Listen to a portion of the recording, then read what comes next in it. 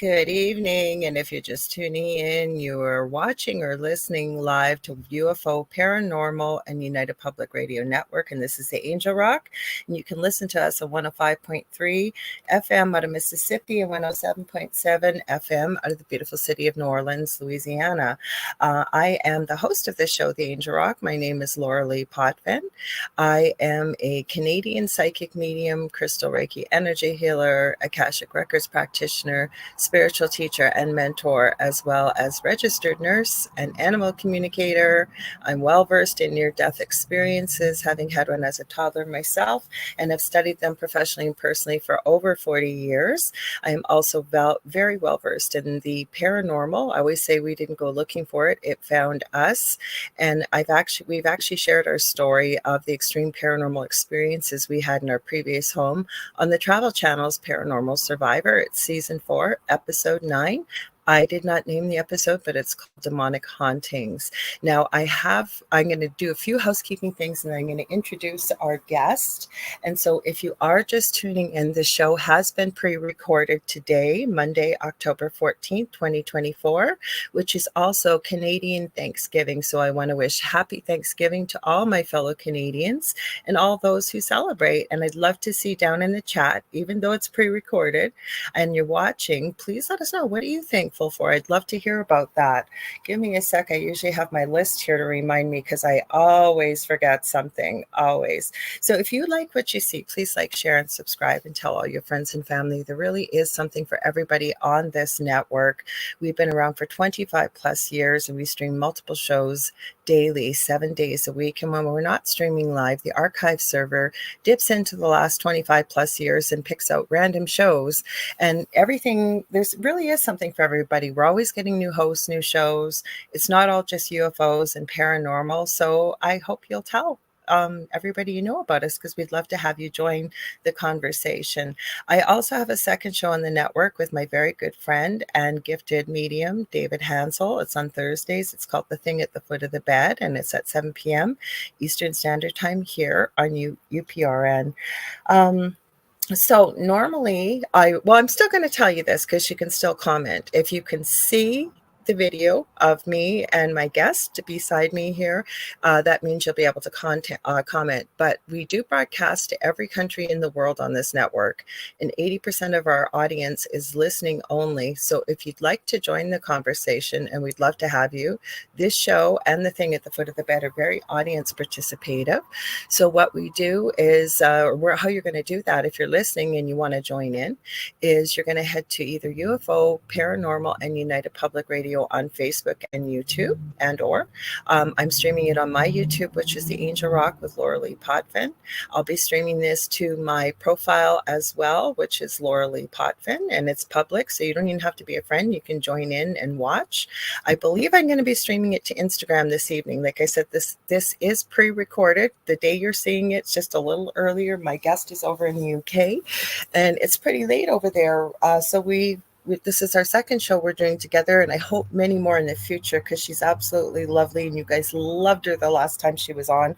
I will read her bio in just a minute, but that is how you can join in. So it'll be on the Angel Rock. And sometimes it kicks out after an hour. So I always tell people, seems the safest and best way to watch is to head over to one of the YouTube channels I suggested, just because I know in the past, last couple of weeks, there were people on Facebook that were watching that we weren't able to see their comments either.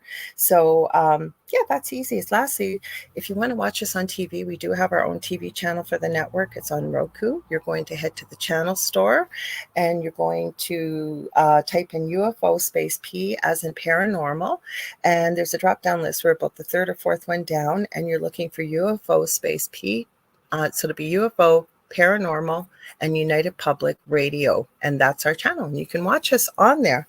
I probably need some glasses to read, sorry guys, and if my voice is a little hoarse, this bug I have been trying to kick in the butt since last weekend, not this weekend that just went by.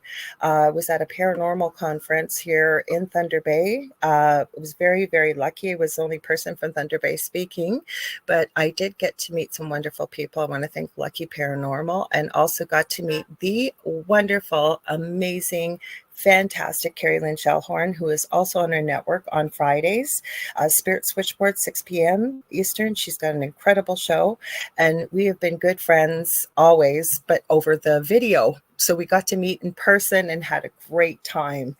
So I've been trying to kick this in the butt since then, and it keeps rearing its ugly head. So if my voice goes out, I apologize. So my guest today, like I said, it's her second visit to the network. Her name is Jes Kerzen, and I'm going to read this little write-up here because I think it's a really good write-up. Sorry, I'm going through my notes here as I'm scrolling around. Give me a sec. So Jes Kerzen is her name, and it says, while Jes taught Asher, her student, to communicate by speaking, Asher taught Jes telepathy, his first language. Their journey together, sometimes tragic, sometimes joyful, spans 25 years and leads them into an exploration of psychic and supernatural abilities. Before I read Jes's bio, I want to let you know, if you don't see Jes, it's because she is not showing her face, and in order to maintain anonymity for Asher and herself, this is why her picture is blocked out. And once we start talking, I think you'll understand why when you see and hear more about the abilities of Asher, because holy cow, believe me, I'm sure there'd be many, many forces out there that would love to use his abilities. So Jes Kerzen holds a postgraduate B philosophy degree and has worked in a huge variety of roles in many educational settings, from specialist speech and language teacher to head of English, from running an alternative education hub of home-educated children in a medieval abbey undercroft to working with a farmer and a life-size model calf, delivering workshops on social and emotional skills in rural primary schools in the west of England. A passionate advocate for neurodiverse students, especially those with autistic spectrum perception and communication challenges. And she is an earth angel after my own heart. As you've heard me mention many times, I have an adult son who indeed has severe autism. To make it shorter, that is the proper term to use, what I just read out there. Sorry, I'm going to go through I lost my train of thought here for a sec. She found that wherever she worked, these were the children who so often appeared in her life and enriched it greatly. An encounter with one small boy, Asher, however, set her on a journey of discovery that would completely change her life's trajectory. From this child and his classmates, Jes learned that there were many ways of communicating and perceiving she had never dreamt of.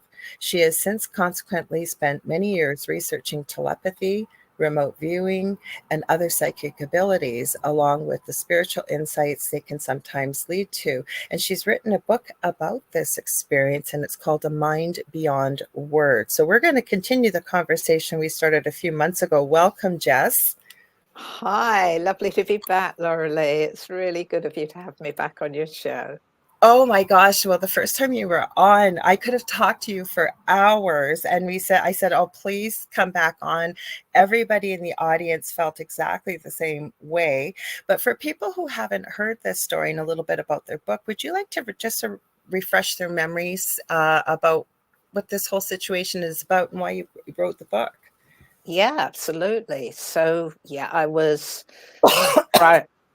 a primary school teacher here in England, and that was, well, when this all kicked off was about a quarter of a century ago, and worked in a variety of different schools, and then I just ended up, as if by chance, in this specialist class there were just 10 children in the class, and they all had speaking and language difficulties. So they were little kids, they were like 5 to 7 year olds, and all of them had huge problems with speaking. Otherwise, most of them were, ordinary everyday kids, but there were quite a few who were on the autistic spectrum.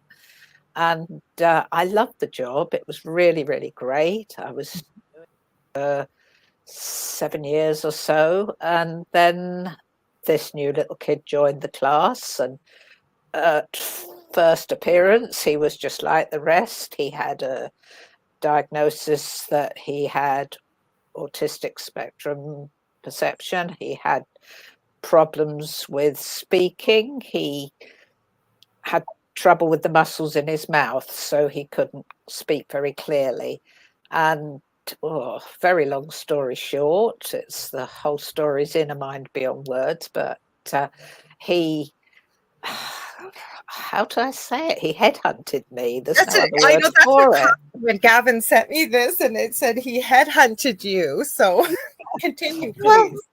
it sounds absurd, but honestly, straight up, Lorilei, I was just the most ordinary school teacher you could wish to meet. And this little kid came and told me that we'd planned together that we were going to work together in this lifetime. And I only just met him, so I said, well, I don't remember planning this. And he didn't have many words, bless him. He wasn't very easy to understand, but he managed to get across to me that it was before he was born. He remembered we'd made what he called a deal, and that he just, once he arrived on planet Earth, he just had to search out this person who he'd made a deal to work with. And he had various little strategies, which I went into last time, about how he was going to find this person. And he set a series of tests to various adults in his life who he thought were possible candidates. And somehow I passed the test. And so he said, Didn't you say he said it's you at some time during, like, he realized it was you? Like, didn't I remember, if I remember from the last interview, Yeah. wasn't it something like that? Yeah, he said he'd done all these tests, and when I sort of realized he was messing up my lessons and, you know, leading me a merry dance, really, I said to him, why do you do this? Why are you messing up all my lessons?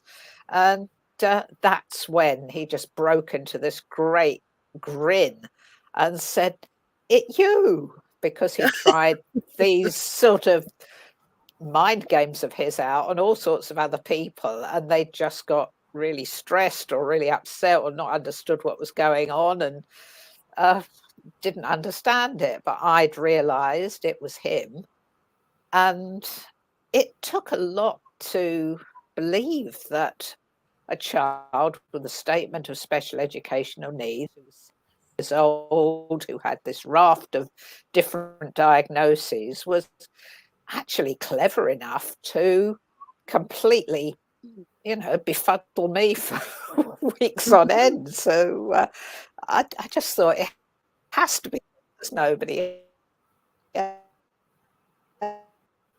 Oh, might be having a few issues. Sorry, you might have to repeat that, Jess. I apologize, but we know that also we should warn you that the internet is played up. Are you there, Jess?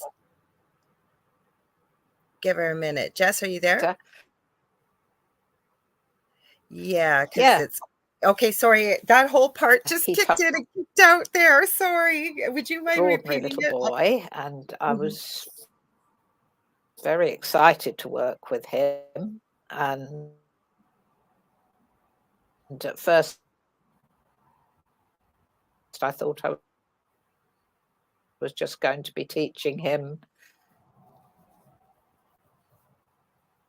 Oh, you're back. I am Sorry, back. You disappeared.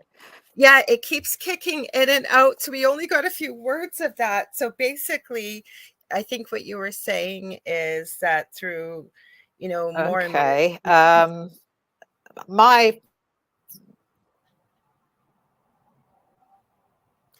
Oh no, dear. You're coming and going.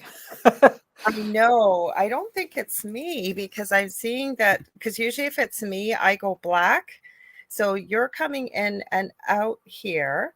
So you know what we might try and do is I will when you come, why don't I try, I'll just hold down the fort, and I'll end you out of here, and you just pop right back in. I'll make sure the camera is off, and we'll continue the conversation. I'll fill in the parts that kind of didn't fill in for us. Would you mind doing that? Because sometimes that will make a difference.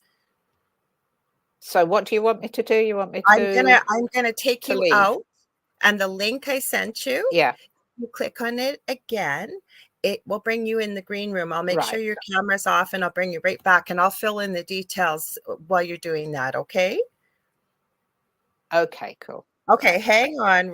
I hate the words it uses. It says kick from studio, which is terrible. But just click right back in on the same link, and I'll fill it in when you come back while you're coming back in. Okay.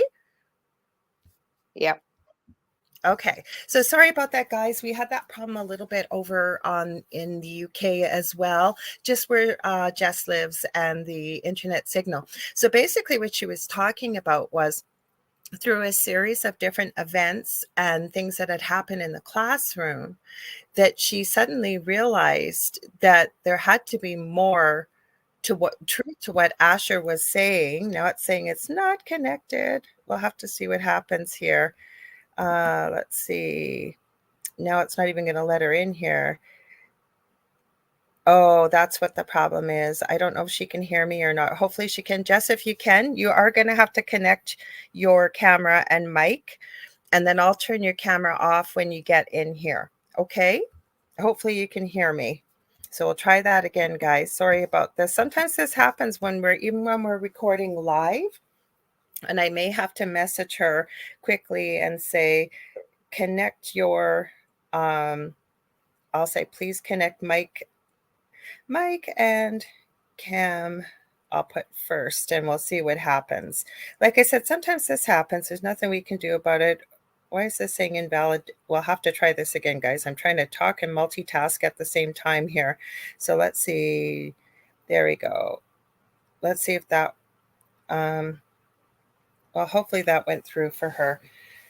Hopefully it did. Anyways, what's happened is, through a series of tests and things like that, and I believe it was in June when I had Jes back on. If you look on my YouTube channel under the live tab, you can watch the first episode if you weren't able to watch it, because there's so much we didn't touch on, but we got a little bit into Ash as she went through the years with him, because he also taught her, and she recognized the ability about mediumship, telepathy, remote viewing. I know in the last episode we talked about, sorry, I'm trying to pay attention here. Hopefully we can get a hold of her here.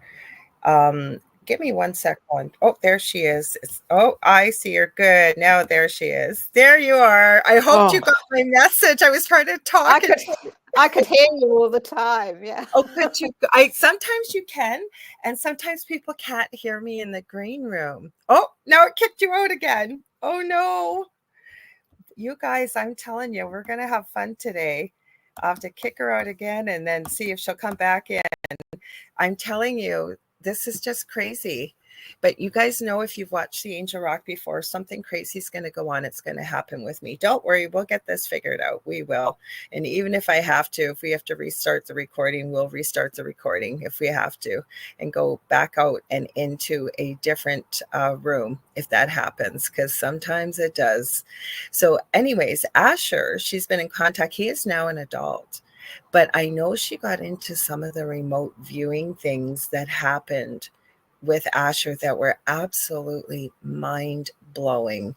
And she was talking about, he would have her pick out a place to go to, but she wouldn't know where she was going. And a friend would drop her off, and he would then remote view. So she had no idea where she was going ahead of time, and he could pinpoint right down where she was, exactly where she was. Like, this young man's abilities are phenomenal. So I can understand why that she's using, like, not putting her face on camera, as well as Asher is a pseudonym, as is Jes's too, and to keep her face off camera, because it's in order to maintain his anonymity. Because if any of you are well aware, somebody with the abilities that Asher has, there's a lot of powers that be that would probably love to make use of his abilities. I'm just going to see if she might have messed. Oh, there she is. Good, she's back. Let's get her in.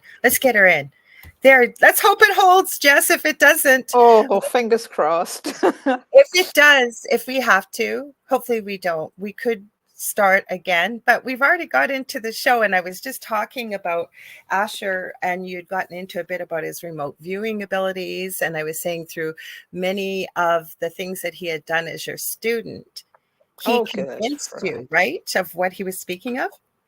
Yeah. Oh, absolutely. Yeah. I mean, by the time he was 10 or so, I knew he was an exceptional little boy. There was something really amazing about him. He just had all these abilities that he didn't really understand. He didn't know what was going on, but um, yeah, a lot happened. And because of strange twists of fate, which I don't think were unintentional, his what would usually have been, I'd only have been teaching him perhaps for a couple of years, ended up Mhm. much, much longer because of some rather tragic things that were going on in his own life. So, you want me to tell you about that?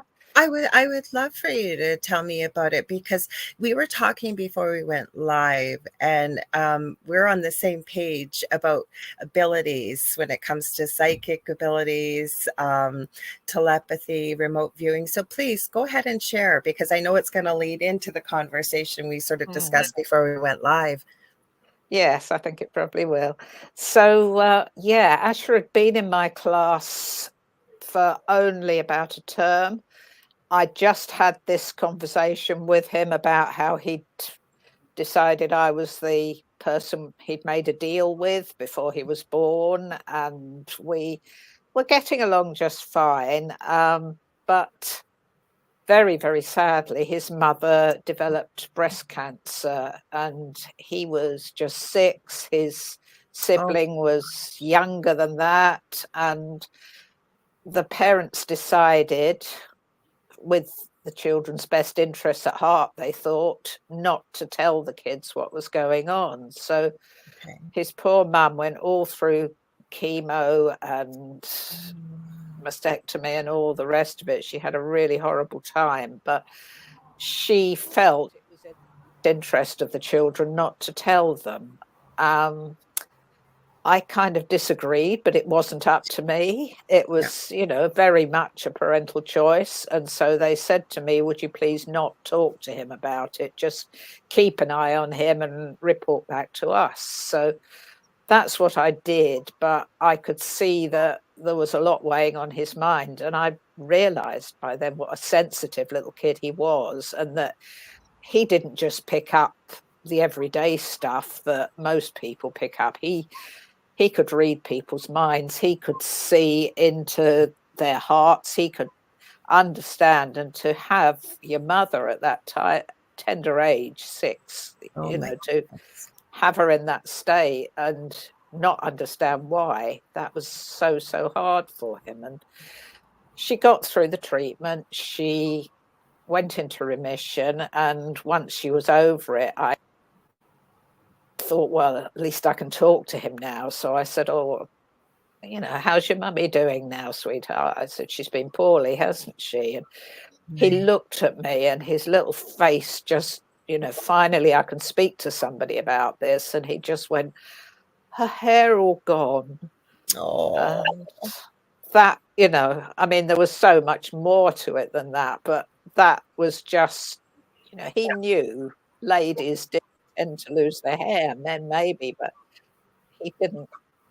He just didn't know where to put that in his mind. And I said, "Oh, yeah, well, what it was they doctors gave her some medicine to get rid of her illness, but I said the silly medicine went and took her hair away as well." And I said, "But don't worry, because you had a really short haircut earlier in the year, didn't you? And it's all grown again now, and hers will all grow now." He just looked at me and went, "It gonna grow again?" And I said, oh, "Yes, it's again, sweetheart." And after that, he started to calm down, and he made really good progress, to the point that by the time he was 8, we were thinking, well, he's probably going to be able to cope in a mainstream classroom. He'll have a few challenges. He'll still need a statement of special needs, but, it looks like he's going to be all right. And I actually mentioned to his parents that perhaps, next term we'd be looking at moving him to a mainstream school. And at that point, with absolutely ghastly timing, the cancer returned. Oh, This time it was a secondary cancer, and the doctor said she had about 6 months to live, oh and my there was nothing God. they could do. So she called me up and she said, "Look, Jess, I'm really sorry, but I don't feel he'd cope with a change of school with all this going on. Is there any way you could keep him there, until, this has all been settled?" Because she said, "He knows you so well. You're just one of his major caregivers now, and that's going to be somebody who's familiar. But if he's got to get used to a whole new school, new teachers and everything, that's going to be too much for him." So I said, "Absolutely, yeah. We'll make sure that he doesn't have to move out." So that gave him another, couple of years in my class, because obviously he went through absolute hell. The whole family did. And I can't even imagine, Jess, you know what, having worked in palliative care and worked in homes, and to have little children, never mind how special Asher was. And it's so odd. I didn't know we were going to talk about this today, but I've always said I've had patients over the years, even though I hurt my back and I can't go actively working nursing anymore. Our little one she's been around me the last little while. She was 3 years old and was dying. And mama was a single mom. And I went in there, and this little one hadn't had a bath. Her diaper was exploding. She didn't know me from a hole in the ground, but there was no way. I was only supposed to be there a half hour. I think I stayed 3 hours and bathed this little one and changed her bed and put the laundry in. And the mom didn't move off the couch. So as a nurse, and I wasn't a mother yet, I had to report this, and they wanted to take this little one from the mom. Oh And no. at this time, I just innately knew this mother was so devastated. She was almost catatonic with the depression. And thank God this little one got to stay with her mom, and they just got the support that they needed to help this mom cope. So I can't even imagine. And thank God you were there for Asher, because for children to go through this, and even as a mother, I can't even imagine leaving my babies at that age, if ever. Oh, I know. No, I'm a mother of three, and I could absolutely feel for what she was going through, what Nina was going through, what her husband was going through, and of course the children. So by that time, I got to know the family really well. So I just did just like you've just described, you go over and above, don't you? Because you've Yeah. just got to help out. And so my own children were that much older, and they got their dad at home. So I'd say to the family, "Look, I'm going to go over to their place this weekend, and I'm just going to spend Help. some time. I'll sit with her so that she's got somebody to talk to, and I'd be there doing the ironing or something, and then the dad could take the kids out Oh, and bless your heart, bond Jess. with them, and sometimes also I'd take sometimes both the kids and sometimes just Asher just out for day trips. And I don't drive, but we had a rail station in our town that linked up to London. It was about an hour's journey from London where we lived then. And so I used to take him out on train rides, and he just loved that. And that was a sort of little bright bit in his life where he could just put all the stuff at home aside, because she was cared for mostly at home until the very end when she went into a hospice. And it really freaked him out seeing all the equipment around. I can't remember the technical name for the thing that helps them to breathe, because it had gone to her lungs. So she needed this sort of bubbly machine that she could breathe through. And Yeah, he said, oxygen and CPAP. yeah, It's right. noisy. Said, all this equipment around, it's just like living in a hospital, and I hate it. I hate it. And oh gosh, it was a really, really tough time for all of us. But if there is any sort of shred of brightness in amongst that, the bond between Asher and myself became completely solid. We just became so close. And once she was in the hospice, Nina's husband called me and said,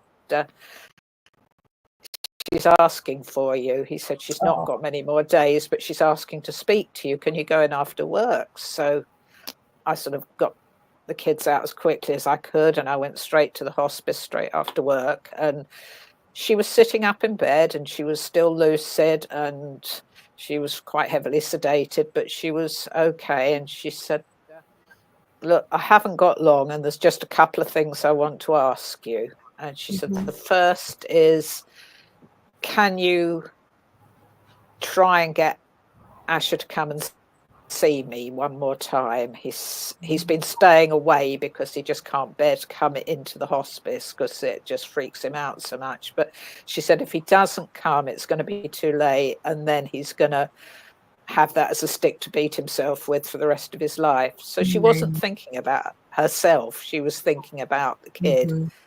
And that had been the way he'd acted. He was trying to sort of, in his little way, I think he was having a trial run at bereavement. He was seeing if he could cope without her and see what it would feel like not to have a mum. And so he was just staying away and saying, no, I don't want to go and see mum tonight. I don't want to see her today. And so I said, yeah, all right, I'll do my best to get him to come in and see you tomorrow. So that was the first thing. And then she said the other thing, she said, and it's an awful lot to ask, but she said their dad is really going to struggle because, you know, he's not used to being a single parent, and I've done most of the at-home caring type stuff. And Asher, with all his special needs, she said, could you be a kind of friend to him, a mentor to him, even after he leaves your class? Could you, you know, just sort of stick by him and be, because he really trusts you? And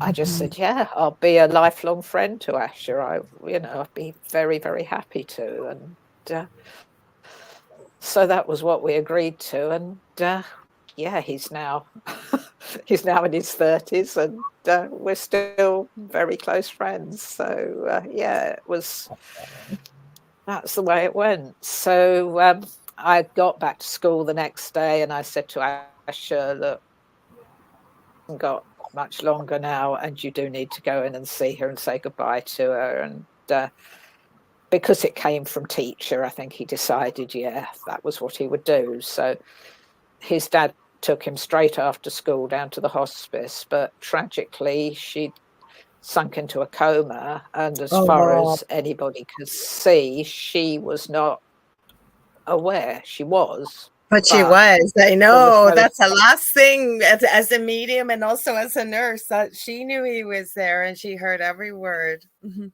She did, but I couldn't persuade him of that, and I couldn't persuade anybody. As far as he was concerned, he'd gone in there and he'd spoken to her and sat by her bedside, but she hadn't responded at all, and so he decided that she didn't hear him, and as far as he was concerned, she died not knowing. But there is a good bit to this story coming up. So yeah, it did have a happy ending in a way. So yeah, that was very, very tough. She passed a day or two after that, and I actually had a few days off school. Obviously, I went to the funeral, and it was a lovely, lovely service, but absolutely heartbreaking. And then when he came back to school, this was interesting, because I thought, how on earth do you cope with a kid who's just lost their mother when they're coming back into school? You can't sort of say, right, sit down and get your reading book out, can you? So I just let him do whatever he wanted to. And he had this notebook, which was kind of like a journal.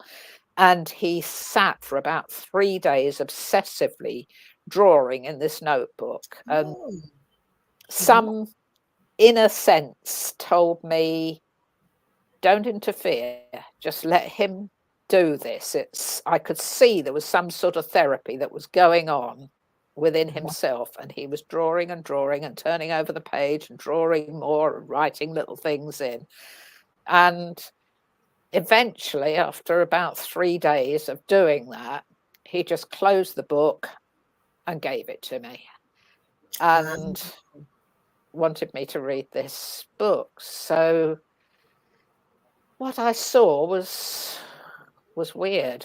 He'd drawn a map, and to me it was very obvious that it was a map of the area of our town where the hospice was. There was a great big roundabout there, and there was a superstore there, and I could see all these places, but there was a road leading to the hospice. There was kind of a grid across that road, and there was another grid in the car park of the superstore. And I couldn't really work out what the connection between them was, but leading from the car park, there was a road which he'd labelled motorway. And the road this road went on for, I think, 6 pages, and it curled and turned and twisted in on itself, and it was full of hairpin bends. And at one point there was a dinosaur right next to the road, and then there was another point at which it went through a town, and there was a gazillion little roundabouts everywhere. It was just the most dangerous road he could possibly draw. And he'd done all, the little signs by the roadside that tells you the speed limits. Right. To start with, the speed limits were like 20 miles an hour and 50 miles an hour. And then I don't think he quite understood how speed markers work, but I think he thought it was like a minimum rather than a maximum or something, because by the time we got into the hardcore motorway with all the hairpin bends, he'd got them at 10,000 miles an hour and 20,000 miles an hour, and it just got more and more and more.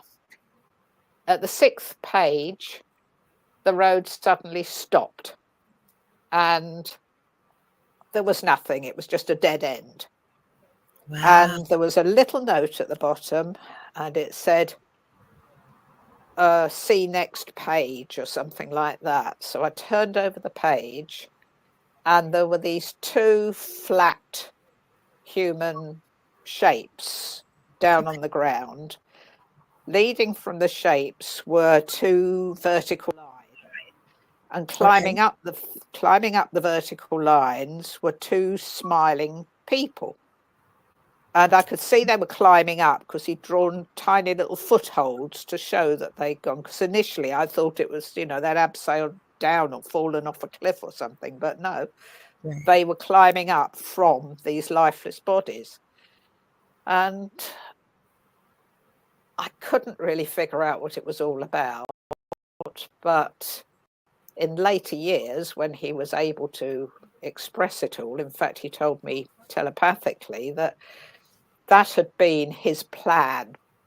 I'd forgotten to say that bit. He wrote at the beginning, "Be careful, I have some evil plans."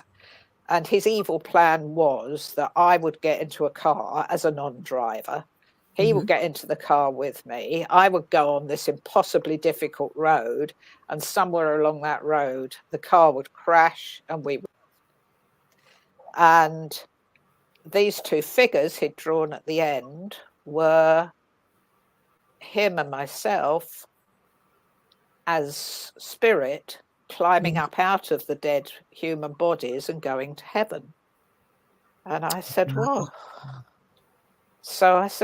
what did 8-year-old you understand heaven to be? And he said, well, my dad told me that when people died, then their bodies died, but their minds didn't, and their minds would go to heaven. And so I thought, well, that would be great, because then we couldn't die anymore and we could go to heaven, and that would be a nice place to be, because when you're on Earth, you might die, but if you get out of Earth, then you can just go and be somewhere where you can't die. So I decided I'd like you and me to go to heaven. So I said, so suicide mission? And he went, yeah, that's it.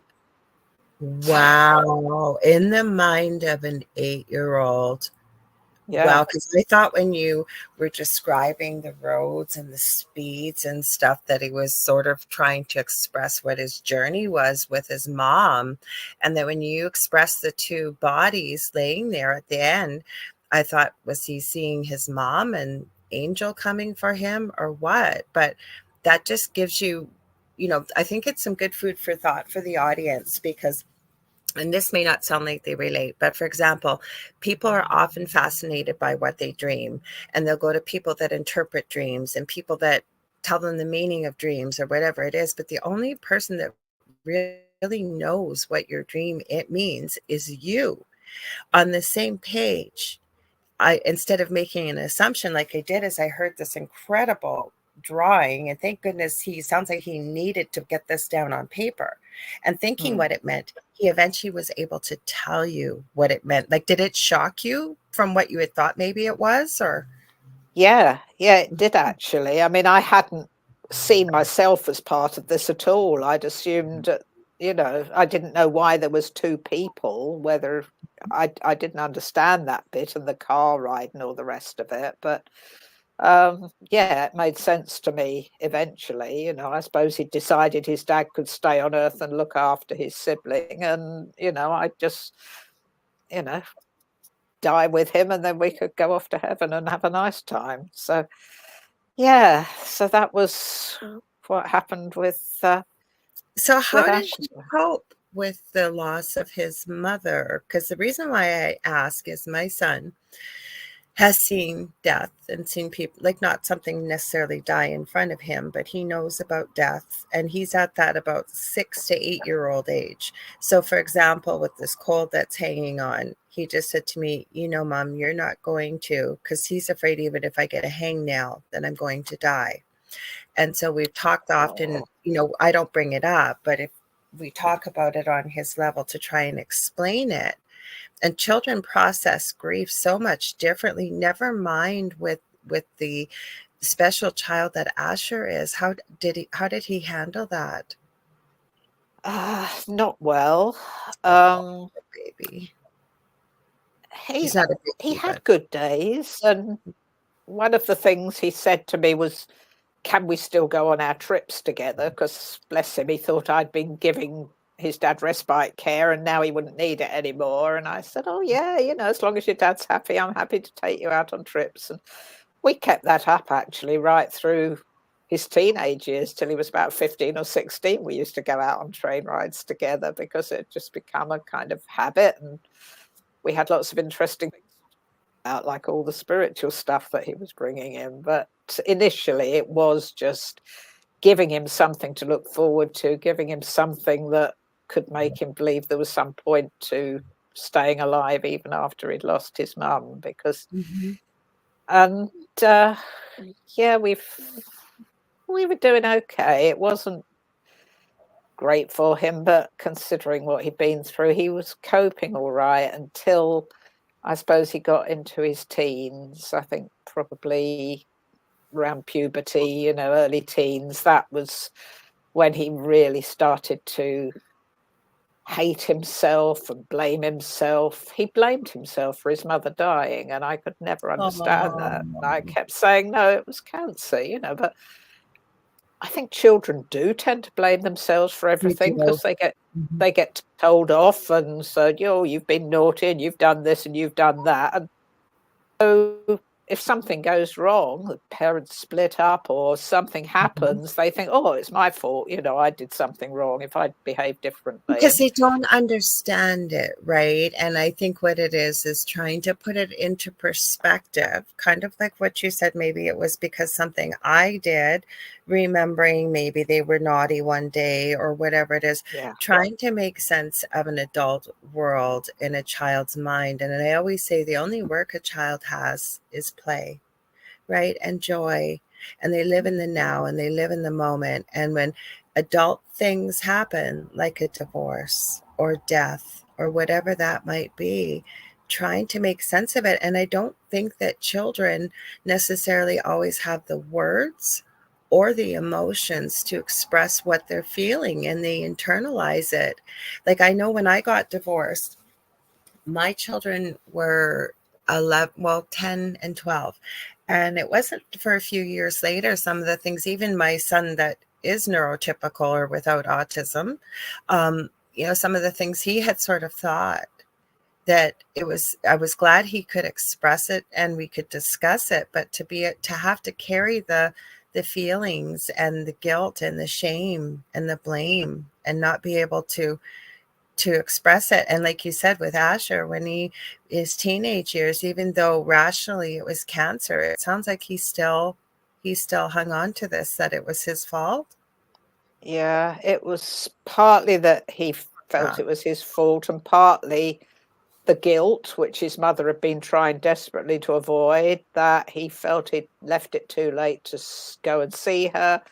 And this is where things got seriously weird, because at that time, I mean, as I told you the last time I was on, before all the ashes, I was a very ordinary, non-spiritual person. By the time he was in his early teens, I was really into all this stuff. I was so fascinated by everything he was telling me. I'd started, I joined a spiritual development circle, and I was chatting about him to the lady who ran the circle, who was a really brilliant, intuitive woman. She was terribly gifted psychic, and I was telling her the story. I said, oh, he's just really down on himself. He blames himself for not going to see her. And I said to this lady, I know she hung on until he could visit her. I know that for a fact. And she would have heard everything he said. And so she said, oh, well, you need to develop these skills you've been building up, and you need to find a way to explain all that. So another thing I'd done was to go for spiritual healing. I'd been feeling quite stressed out. I had stuff going on in my own life. I had Asher being really quite challenging, and of course I got 3 kids of my own who were older teenagers, and I went for this spiritual healing. And it was the first time I'd done anything like that. As I laid down on the guy's couch, he put this lovely gentle music on and asked me to go into a very relaxed state, and I started to do so. And then I got this absolutely excruciating pain in my left knee. It felt like somebody had put a mechanical vice on it and was just pressing it as hard as they could. And I was almost screaming with the pain, and I was lurching about. And oh my gosh. They couldn't understand what was going on. And he said, well, do you want to stop the treatment? We hadn't met before, and he'd never seen anything like it. And I said, well, I can't relax. I'm in so much pain. And I haven't had any pain in my leg before this. So he stopped, and I left. And before I'd walked to the end of his road, all trace of that pain had gone. Interesting. Thought, okay, so that's weird. But I decided to go back for a second session, and exactly the same thing happened again. Wow. Fine beforehand. As soon as he started to bring in spirit and start to do the healing, my left knee was absolutely in agony, and I had to go. And I said to him, I'm sorry, this just isn't working. I don't know what's going on. So a couple of weeks after that, I was listening to the radio one evening, and it was somebody talking about mediumship. And I thought, it sounds an interesting program. And looking at your face, I reckon you've guessed what happened. As soon as this person started talking about mediumship, the pain in my left knee started again.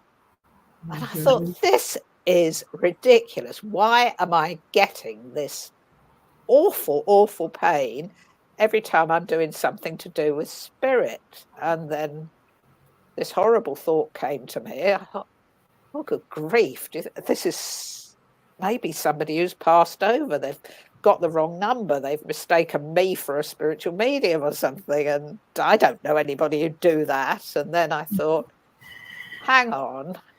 Asha's mum was called Nina, and the family all called her Nee for short. And she's left. And she had the most ridiculous humour. She was a Marx Brothers fan. And I just thought, left, Nee. No, right? No. And I just got the tiniest little playful nudge on the knee, as much as to say, finally, you're getting it. Yeah. Mm-hmm. And I swear to God, I had never had any experience like that in my life. But I realized she was trying to contact me and doing a flipping good job of it as well. Well, I would think she probably tried a few nudges and nothing happened. That's how Yeah. right? And then they almost clobber you over the head with it. Well, she certainly brought in the big guns. It was Yes.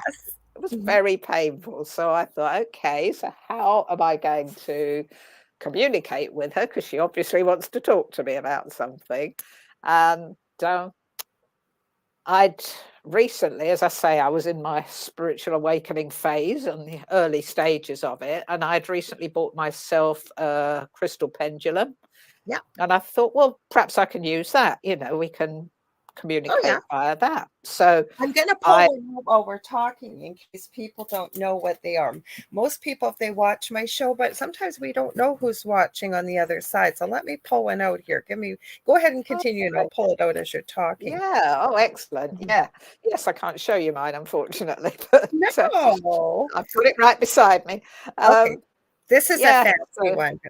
That's a beauty. Yeah, I love yours. I call it my stupid pet trick. So every now and then I show people if you understand about energy. So I say I'm not going to move it, but I'm going to tell you so it's going to move back and forth. It's going to stop. Now it's going to go around in circles.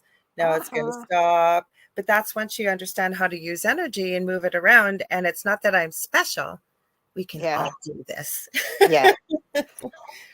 Yeah, no, it is. They're magical things. And all I'd learned at that stage was a sort of the lie detector thing where I'd sort of ask it a question like, is it Wednesday today? Yeah. And if it was, it would nod backwards and forwards. And if it was Friday, then it would shake from side to side. So I'd get my yes and my no. And I thought, well, at least I can say, you know, is this Nina tried to contact me? And I got a very strong backwards and forwards yes. It was nodding. So I said, okay, have you got a message for me? And I got a very strong yes. And then I thought, now I've hit a problem because not every question is going to be a yes no answer, is it? Mm-hmm. So the next thing I did was draw out a circle, divided it into like alphabet all around. I didn't get to that one that quick. I should have thought of that, but the first thing I thought of was dividing it up like slices of pizza, and in each section I drew a little picture of somebody in her life, like her family members and important people in their lives. And I put me in there and I put the pet dog in there, you know. Just sort of held the pendulum in the middle and waited to see what it swung to. So I said, is the problem with somebody here? And I got yes, and it swung towards Asha.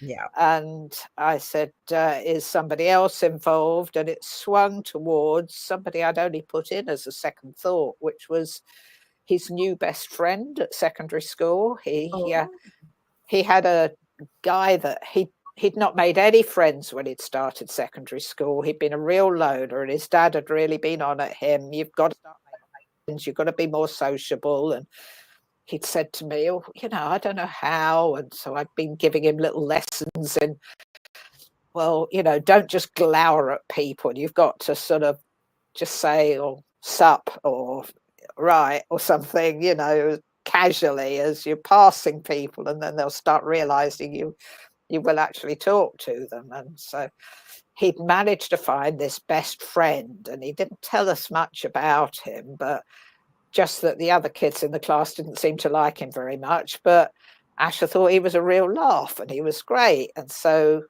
yeah, the mother wanted me to, there was something going on between Asher and this best friend. So I did a second chart, second circle, and I put what we'd now call emojis on it. And I got like sort of, well, all the emoji type pictures, happy and angry and danger and frightened and all the rest of it. Well, eventually I sort of got that something to do with this best friend was a danger to Asher. Oh, I knew you were going to say that for some reason. I knew you were. Right. So I thought, okay, so trying to ask a 12, 13-year-old lad, about their social life and things, it's just push off. And everything's you don't fine. need to know. Yeah, fine. Yeah, that's right. Yeah.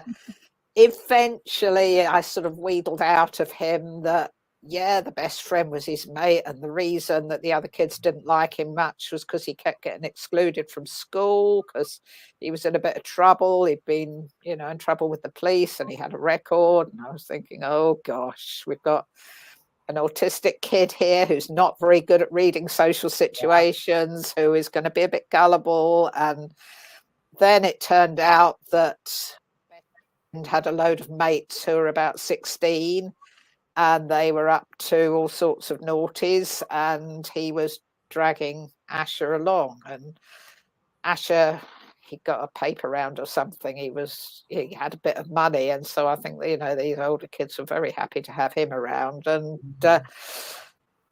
his mother basically wanted me to try and stop that friendship. So that took me an awful lot of effort and an awful lot of screaming matches with Asher, but I leveled with him. I said, look, your mother is contacting me. Let me show you.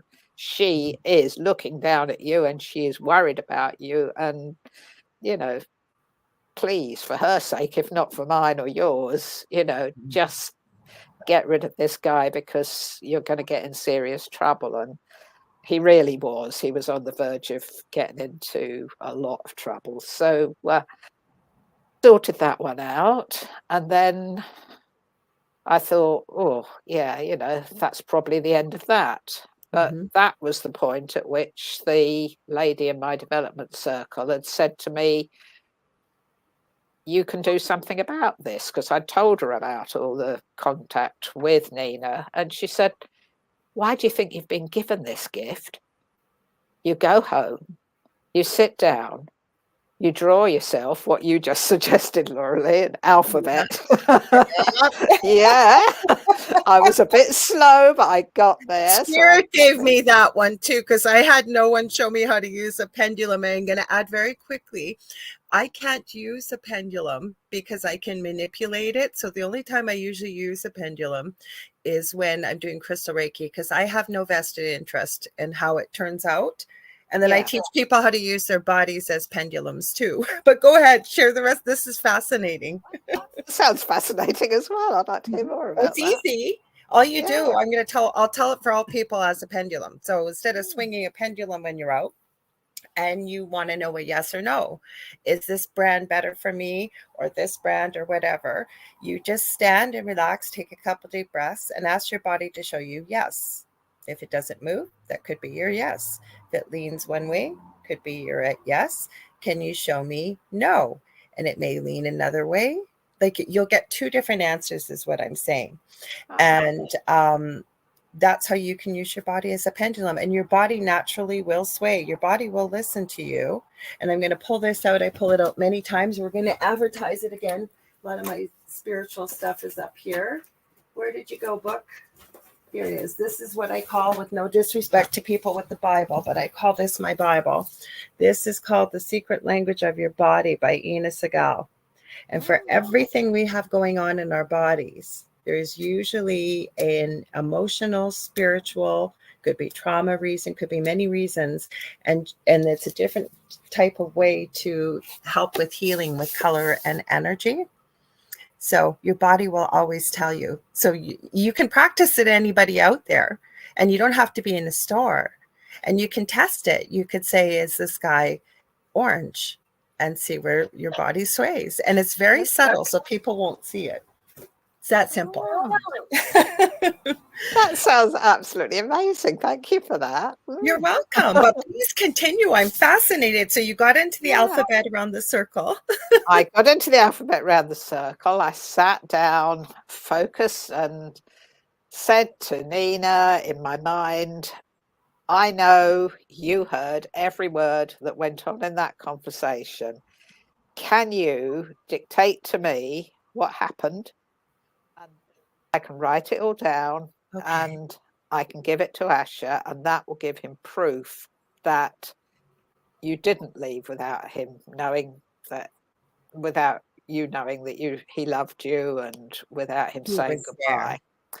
And honestly, Lorilei, she gave me the most detailed account to everything that was said. And I felt awful eavesdropping on it because it was such a personal conversation. But I thought, this is the only way I can get this message to Asher. And so I wrote down all the things that she was telling me. It took ages. And she told me what he'd said to her, what he'd told her. And, he had said, I love you, Mum. And, I'm sorry I haven't been to see you, and all this stuff, all the right things. And she even had the dad knocking on the door saying, you're right. And little things like that, I wouldn't possibly have known. So I knew it was coming from her. And when I got the whole thing written out, I typed it out neatly. I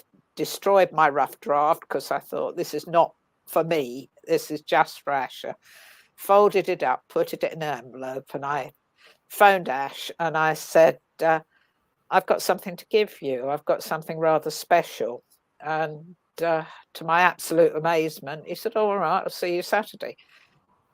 Usually he'd say, no, I'm out with my mates, but no, I'll see you Saturday. So Saturday came, and I think we were on a bus or something, and I said to him, right, this is going to come as a shock to you, but it's a message from your mother, and I've taken it all down, and she sent it to me, and she wants you to read it. And so he sat there and he said, oh, what's she been saying now? Very blasé, and opened the envelope and started to read, and the face just changed completely. And he read it, and then he said, I think I need to be on my own now. And he got off the bus and went away. But yeah, he just needed to process that by himself. But I thought, wow, what a gift that was. So yeah, that was my story of. That's the beauty in mediumship, though, isn't it? Because, and I always call even when I do energy healing and someone will say, oh my God, you're so amazing. I always tell people, and I'm not saying that from an ego perspective, but I always tell people most honestly and truthfully, that is not me. That is you making the decision to step forward and help yourself heal in whatever way you need it. And that comes from spirit. I always just call myself, well, over here in North America, it's a mailman. So over there, maybe the postman or the post person. Yeah. I'm just the delivery person, just like you were. You were that bridge, if you will, to make that communication, to be able to pass on to Ash.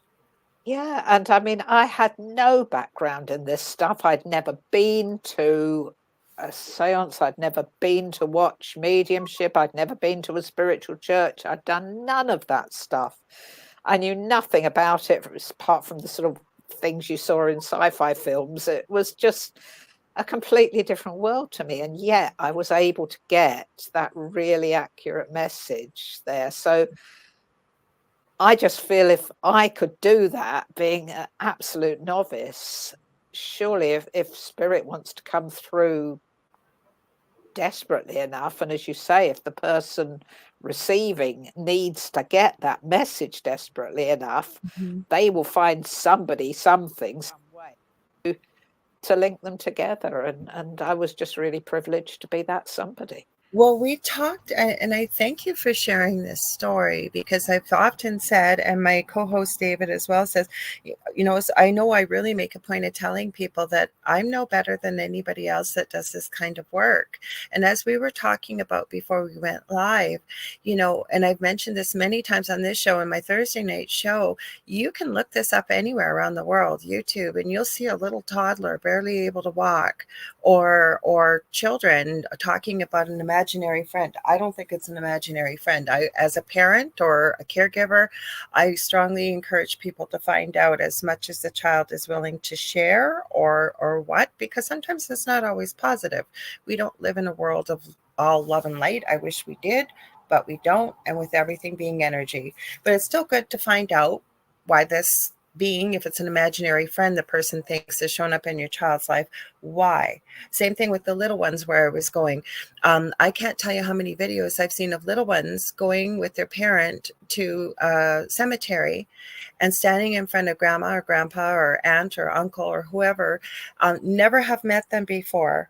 And the child is saying, hi grandma, and blowing kisses. I just saw a video of a little girl from over in the UK, actually, and she comes in the room, and I must have been at a grandparent's home or something. And there's a bunch of pictures on the wall, and she walks in, she goes, that's who was visiting me, visits me every night.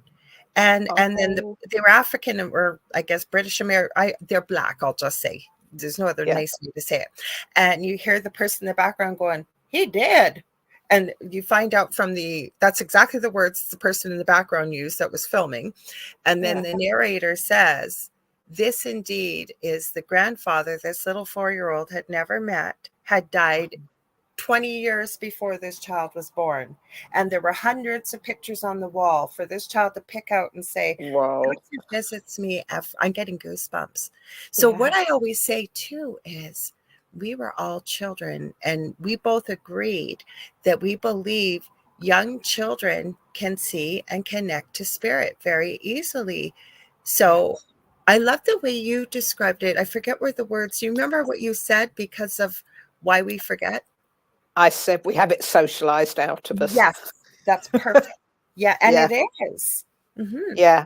In fact, that's one of the things I mentioned to you before we started as well, that I'm starting to work with Asher on a second book now. And that is one of the messages we want to bring in there, that all children, when they're babies, when they're toddlers, when they're little, they've got that connection to spirit. They've only Yes. just come here. They've still got all of that connection. Mhm. And I mean, I've noticed it. I've got 3 children of my own. I've got a couple of grandchildren, and I've watched all of them from the cradle upwards and seen them react to things that I can't see. And I notice it even just walking around a shopping mall. You'll Yes. see a little toddler will suddenly sort of start waving very excitedly, and there's nothing there that the rest of us can see, but that kid is seeing something. And yeah, I've got a It's because relative I who, think we come in so close to what I call home, where we come from,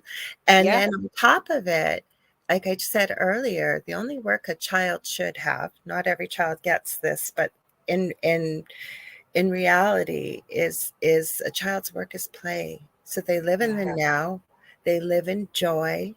They don't come in with heavy emotions like hatred and, severe anger and lower vibrational emotions, if you will. So they're in that perfect space to be able to connect very openly with spirit. They don't know any different. And so we were all children once, I tell people. So the one thing that you have so graciously shared on both of these shows, and I can't wait to have you on for a few more, because I know people are going to love this conversation this evening. I should remind them as well. I'll say what I have to say first, is that you were open. So we'll hold that thought, because I always forget to do this. But if you're just tuning in, you are listening to a pre-recorded episode a little earlier today on Monday, October 14th, 2024. It will be a brand new episode this evening, but if you see that we're not addressing your comments and questions, it's because we pre-recorded, because it's quite late over where our guest, Jes Kerzen, is over in the UK to be on live. But this is her second visit tonight. I think you were on in June, weren't you? Jes, was it June? I think it was June or July, wasn't it? Yeah, It was I one of think it those was around months. then. I encourage people to check out the first episode because we are talking about the incredible book that she's written about. It's been 25 years working with Asher at 6 years of age, who was under the autism spectrum and had a lot of communication issues, but he, for lack of a better word, headhunted Jes as his teacher. And we're getting further into the discussion about some of the miraculous and fantastic encounters and things you've had happen in your life from meeting Asher, and what part of it is mediumship. But the one thing I'm going to pick up again, Jes, is you were open to the experience. And that's where I think people, if we tell ourselves it was just a coincidence, or it was our imagination, or it's not possible, instead of just being open to the experience and seeing where it takes you, I think that we could all make this connection. I'd love to hear your thoughts, or even any wisdom from Asher that he might like to share about these thoughts too, when it comes to all these extraordinary gifts. Yeah, I mean, he has said to me, and I agree. I think the first chapter of my book is called Curious, and that was about me before I met him. That the one thing about myself that was, I suppose, set me up to be the right person to work with him was that I was curious. I'd been through Christian upbringing, and I had all the stories, the Bible stories. I've been to Sunday school, and I thought, yeah, there's lovely, lovely things in there, but I don't buy it completely. That's just not my path. I'm not saying it's not somebody else's, but it wasn't my path. And I never lost that feeling that there was more to life than what we were told. I mean, I grew up in the 60s, 70s when things were all very, science knows everything, and it was complete materialism, and everything was down to matter and physics, and people just had this idea that there was nothing more to life than we were just this sort of mechanical system, and when we died, and that was the end of it. And I just never bought into that. I didn't know quite what did happen, but I knew I didn't believe that. So I was curious, and I just wanted to know more. And I think I just must have put out the vibe that I want somebody to tell me what's really going on. And what a gift I got. I got the best teacher I could possibly wish for in Asher. He's just taught me so much about energies, about the way that things really work, about moving into other dimensions, and it's just been such a gift to me. So I'm a very, very lucky person. All that from being curious. We're getting more children coming into the world with autism spectrum disorder. And I don't like to use the word disorder, but that's the way it's sort of said, around the world. I think you said autism spectrum perception, which I love that much better. Well, that's what I use, just because I refuse to see it as a disorder. It's a different order, but it's not a disorder. And I agree. And there's many, it's concerning when you see the numbers going up, but it is a spectrum. Like I said, even with my son with severe, he's got a severe disability, but there's areas where he is extremely brilliant. And I have known at a very young age that he's very powerful psychically, very, very powerful. I remember taking him when he was maybe 4 or 5 years old for Psych K, it was called. And I never wanted to change my son. Never. But what I wanted for him was, because he was nonverbal, and he would never ever walk up to someone and hit them and be mean. But because of the frustration and, when you start to explain, it's almost like he shared it with me. I don't experience it, but I can explain what he's feeling. And when you start to explain to people, how you're sitting in a doctor's office, you can feel every fiber of your clothing, especially the seams. You can feel your bottom sitting on the seat, every part of your body, and the clothing may feel very itchy and scratchy on your skin. That you're getting your eyesight practically assaulted from the ultraviolet lights that don't bother other people. You're Yeah. then hearing the fan way back in the far office that nobody else can hear, plus the ticking clock, plus everything else, and then the smells. And they said you get to the point where every one of your senses is overloaded. And when people try to understand why even somebody higher functioning that will all of a sudden have a meltdown. And I always Yeah. say behavior doesn't happen out of the blue. But when you explain it in those terms to people, most people say, oh my God, I would go crazy. This is somebody that, at least for my child, and every person is different, but you can just imagine you're already at that threshold. So one more little straw placed on the pile, you could see why somebody would have a meltdown very easily. Absolutely, yeah, and it's just so many things, and every sense is so Mhm. exaggerated. I mean, firework night for Asher was the most Oh, terrible time. He hated it. Absolutely, you know, most kids think, "Whoa, pretty," but those bangs coming when he couldn't predict when they were going to come, and those mhm, loud noises assaulting his eardrums, it just absolutely he hated it so much. So yeah, and even walking down a high street, you get like a sort of shop that's selling scented products yep, perhaps, and they've got all the scents sort of wafting out into the street. I live in a sort of hippie town that's got a whole load of shops that mhm, sell sort of incense and candles and all the rest of it. Well, yep, he hasn't been here, but if he came here, he'd absolutely hate it because mhm, every doorway has got a different smell coming out of it, and that would mhm, really affect him and be very unpleasant for him. So yeah, they have an awful lot to cope with, an awful lot to put up with, and you know, then you've got some doctor or official or somebody firing questions at them and mhm. assuming that they're, you know, because they don't look like they're all Yep, assuming that they're not intelligent, just not realizing the brilliance that they've mhm. got. So, And it sounds like you had the ability to pick up on that, whereas you're right. I remember I went to an autism conference. I used to go every 2 years to Toronto to the Geneva Center. They used to have all the world's experts come for 5 days, and there'd be all kinds of presentations in every aspect of the field. And there was one time, Temple Grandin, who I'm sure you probably know who oh, Temple Grandin love is. her. Yeah, Most people may not, but she was, I have to say, she's one of the world's leading speakers, if you will, about autism many years back, that when people weren't really talking about it.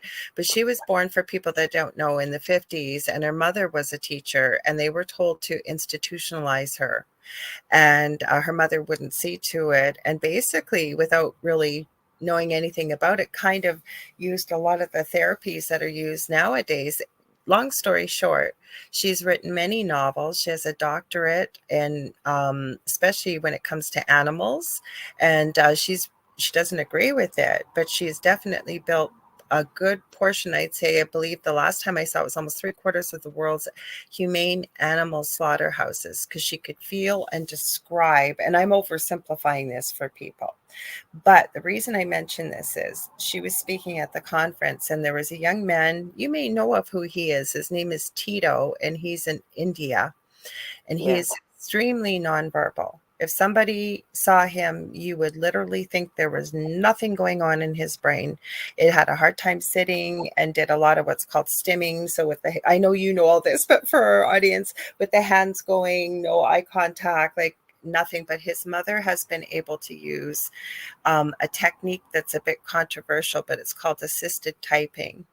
And I Mhm. remember there was 2,000 people in the room, and Temple asked Tito, what would you be if your mother had not made this breakthrough? And he literally, he typed, I would have been a vegetable.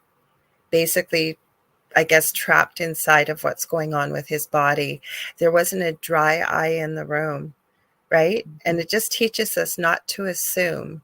just by what we see with our eyes, right? Yeah.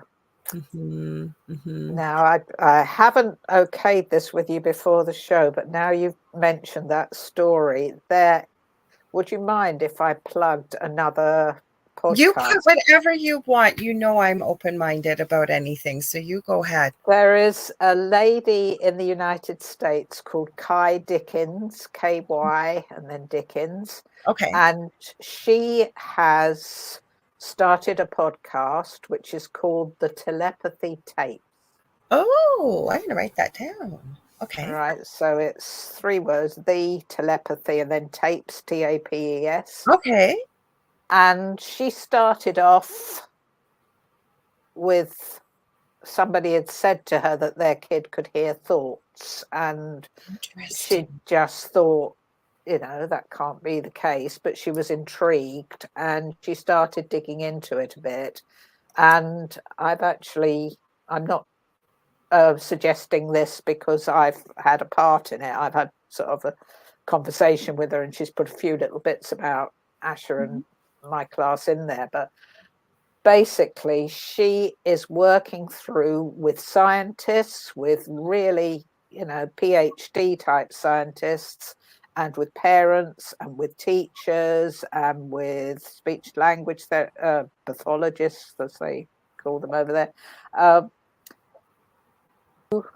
Work out what is going on, and they are finding that, I think it's true, the more non-verbal the person is, the more unattached they are to the physical everyday stuff. Like Asher is quite high functioning, as the experts call it, but he kind of has a foot in each side, so he understands the sort of what it's like.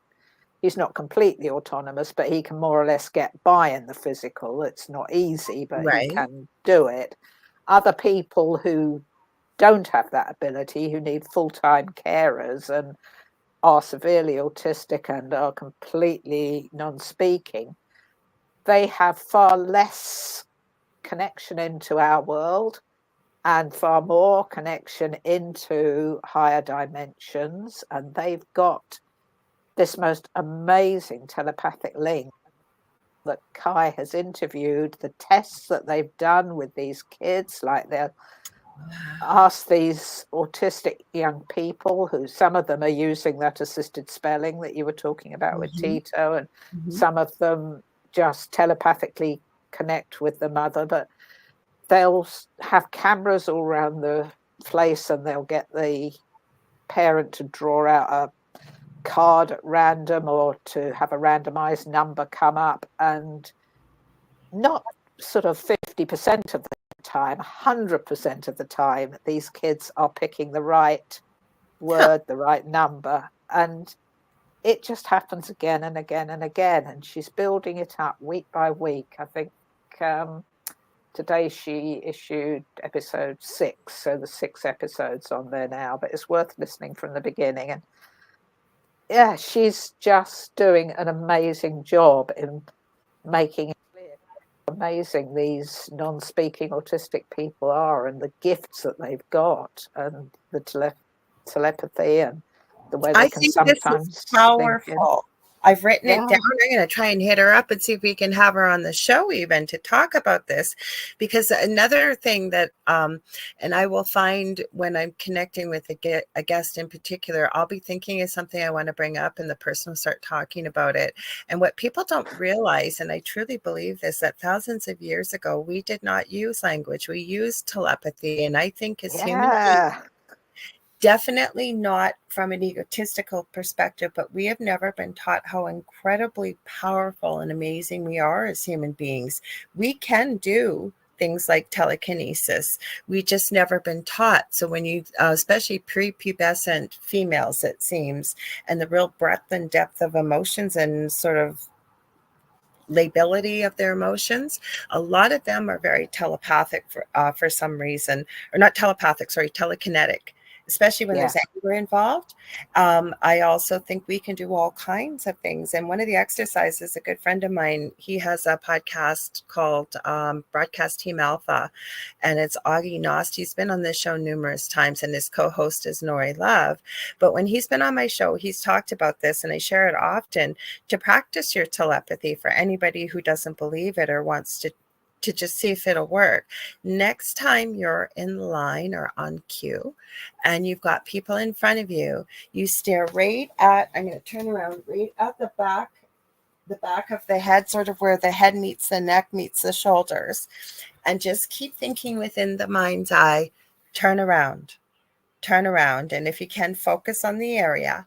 Now, it may not work right away, but the more you practice this, you will start to notice that the people in front of you will start to turn around like, who's talking to me? Like, you will see it will work. I think all human beings, the mediumship, the telepathy, the remote viewing, all of this. And I want to ask you, where are you at with those things? Like, and Asher too, like, was Asher able to start communicating with his mom on the other side? He has occasionally, but not very much. And I think not because he couldn't, because it wasn't appropriate. He's got a very fixed way of thinking, and he's very much into, this is what I'm here to do. I'm here to do this and this and this. And yeah, that's possible, and that's possible, and the other's possible. It's like being in a great big superstore with all these different departments, but he knows what he's got to go for, and so he's honing in on it. And he says that what he and I are here to do is to act as a bridge in order to explain the possibilities, exactly the things you've just been mentioning, the fact that anybody can, with enough self-belief, start to use remote viewing, start to use telekinesis, start to use telepathy, all sorts of abilities that they didn't know they had because they've had it socialized out of them. They've been told too often as children, no, you're not really seeing anybody there. You're making it up. Stop telling mummy fibs. That's not good. You know, you've got to be honest. And the poor child is being honest. Or you're too old for this nonsense. Yeah, that's right. Yes, I know. You've got a vivid imagination and all of that stuff. And, you know, when they get older, they just get told that they're psychotic or they're having hallucinations and there's so many experts and so many people who think they know who are so willing. I mean, even Asher, bless him, and he had all these abilities and he had me to work with and I believed every word he said. But when he was told by a doctor that these were hallucinations and they were brought on by the fact that he had autism, he was 16 and he believed them. And he spent about 6 months, you know, saying to me, well, if you believe any of that stuff I've been telling you, then you're delusional as well. And it took me a long time to say to him, no, I'm sorry, you did this and you did that. And, you know, we were together the day you made that bottle move across the table and, you know, things like that. And he went, well, yeah. And eventually he sort of came round and said, yeah, okay, well, it is true. But he still, in his physical life, tries to distance himself from it. It's only in his spiritual side, I suppose, side that links with me telepathically, that he really gives free rein to it. So how does that work for you? Are you comfortable sharing that, or like with the mediumship for yourself, or the, you know, some of these gifts that have opened the doorways for you with your work with Asher? So I'm hoping by other people hearing this that they will realize that all it takes is the openness, I think. And I often, like, I'm going to be starting a new course in the new year sometime for people that are new to spiritual, you know, awakening, if you will, how to start learning about these abilities and what have you. But how are you, you know, how are you teaching people, or what he's teaching you besides your books, and where are your gifts now? The whole bit, anywhere you want to go with that, because I got so many questions. I think probably what some people call manifestation or law of attraction. I'm still working on that one. Lots of different names for it, but just using your own energy to believe that something will happen if you have decided that it's going to happen, and knowing that we're actually in charge of our lives. There isn't this objective reality out there, that reality is completely subjective. So what we produce, and Asher will call me on it every single time I'll say to him during our telepathic sessions. A couple of nights ago, honestly, I said to him, oh my goodness, I've got this hectic weekend, I've got to do this and I've got to do that, oh, it's going to be a nightmare. And I just got back from him, is that what you want then? And I went, oh, no, that's not what I want. And he said, so stop creating it. And I went, oh yeah, sorry. And okay, let's talk about that a bit, because no, you've said some powerful things here. So where the problem lies for most human beings, and including myself, and I think this is where inner healing comes in, and working with different mentors. That's what I was going to say. Working with different teachers gives you a different perspective. Now, Asher, I think, is very unique because it's almost like he has a direct telephone line to back home, if you will, to be able to share it. Because what people have the hardest time with, and I keep hearing this word directly from Spirit, is deprogramming.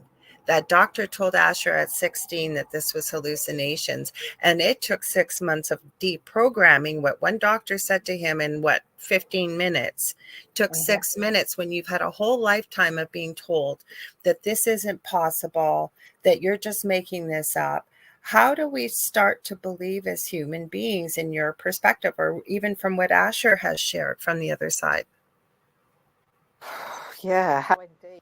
Suppose if I hadn't had the fortune of seeing Asher, and this is partly why I've written A Mind Beyond Words, so that other people can see the things that he's taught me. If I don't think I told you the story about the bottle moving across the table, did I? No, you did not. No. Oh, okay. I'll tell you that story.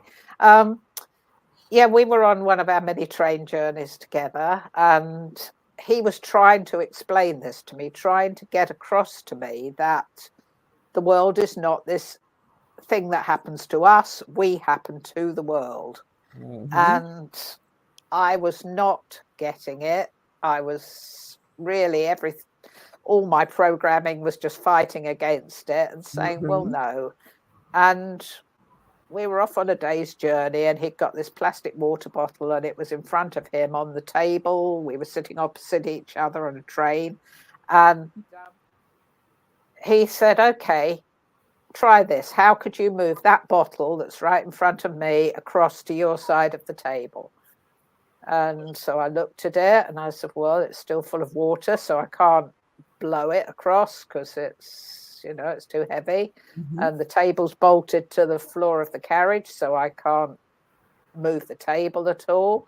And I said, you've got something else in mind, haven't you? And he said, yeah, it's so easy. Just see it where you want it to be.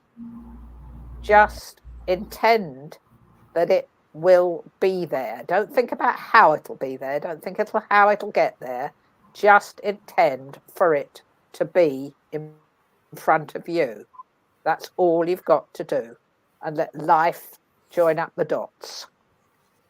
And so, just to humour him, really, I looked at the table in front of me and I tried to picture that bottle being there, and he was doing the same from his side. He was looking at this spot in front of me, trying to picture it. And I kid you not, about 3 or 4 minutes after that, the door at the end of the train carriage opened and the guard came in, because on English trains we have a guard who comes along and checks your tickets at some point during the journey.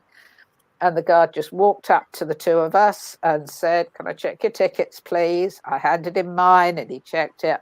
Ash handed him his, he checked it. Whole thing took seconds. And at some point during that tiny short interaction, the guard, for absolutely no discernible reason, picked up the bottle, moved it straight in front of me, and then walked on to the next people. He said, don't think about how it's going to happen. Just Yeah. expect it to be there, right? Yeah. Vision, it's there. Picture it there. It's there, Yeah. right? So this wasn't, you sort of, I don't know, TV magic man sort of you moving it through telekinesis. It was just that intention that somehow or other it would get there. And I love Asher's phrase, let life join up the dots. Mm-hmm. You want to get from point A to point B, life will join up the dots. And that had such a profound effect on me. It really, really changed my whole way of looking at everything. And since then, I've just used that as my kind of mantra.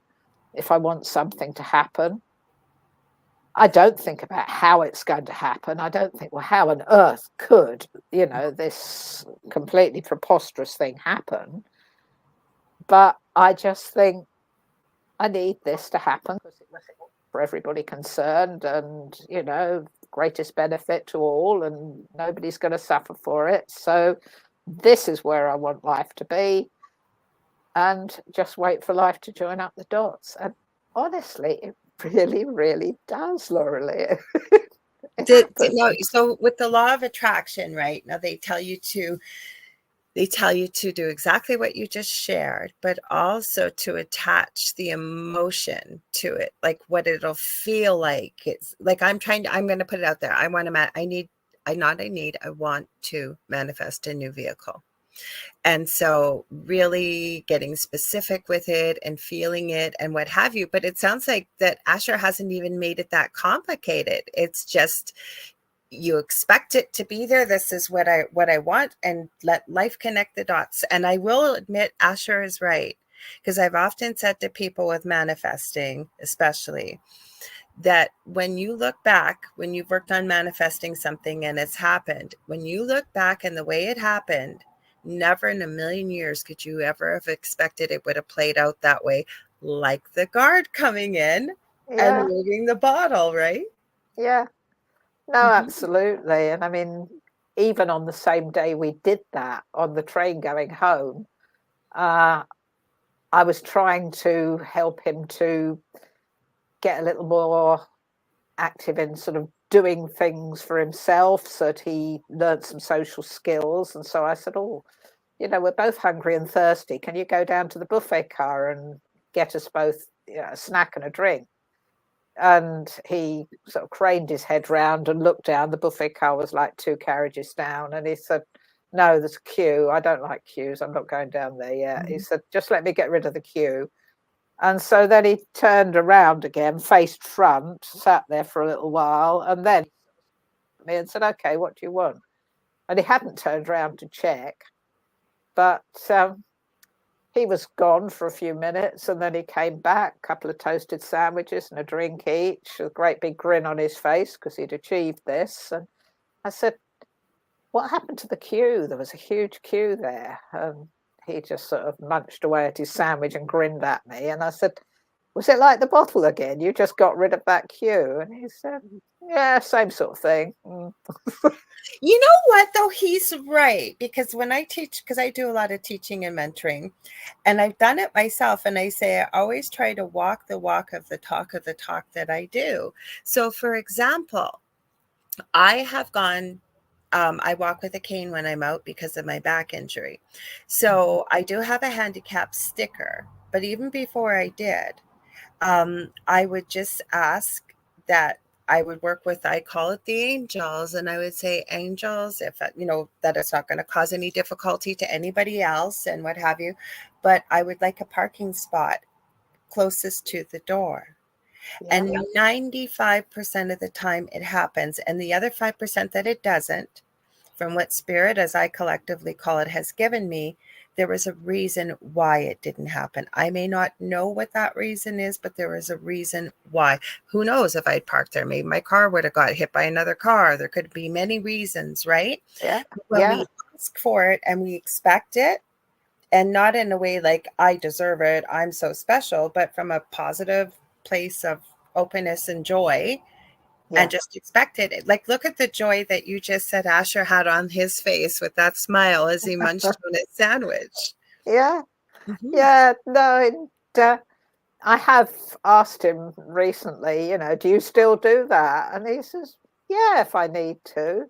And I think he's put in a book where, he's given like a sort of simple lesson in it. And he says the first step for must be in the creation chapter. We've got a chapter on creation where he talks about how we create reality, which isn't at all the way we've been taught reality happens. But And a lot of people don't like that, don't like to hear about that, especially if life's not going the way they want it to go, right? oh, I know. No, absolutely. No, people find that, you created your own reality very, very challenging. It's so much easier to blame the man, isn't it? Not, Uh-huh. I don't mean that in a sexist way. I just mean, I hear you. somebody up there, somebody out there, it's their fault. It's the politician's fault, or it's the, Or business they hate chief's God fault, or because of it's what the, happened. They yeah, hate God yes, because or God did this to whoever. them. Mhm, They'll find a scapegoat, they'll find somebody to blame, but actually mhm. taking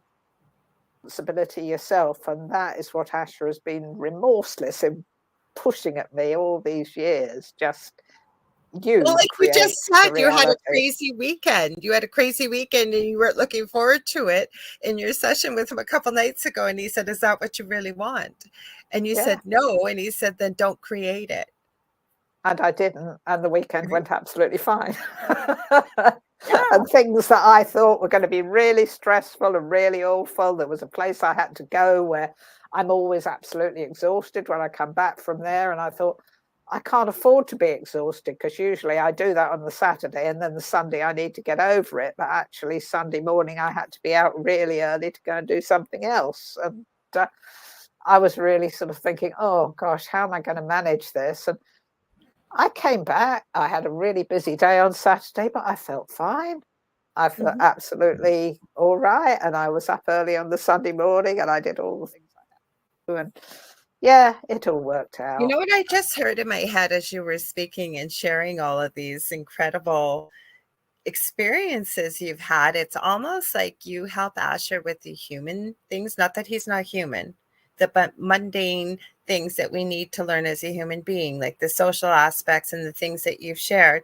And he's in reciprocally sharing all of these higher spiritual concepts that I always say we've forgotten because we come here, I think, with spiritual amnesia, I call it.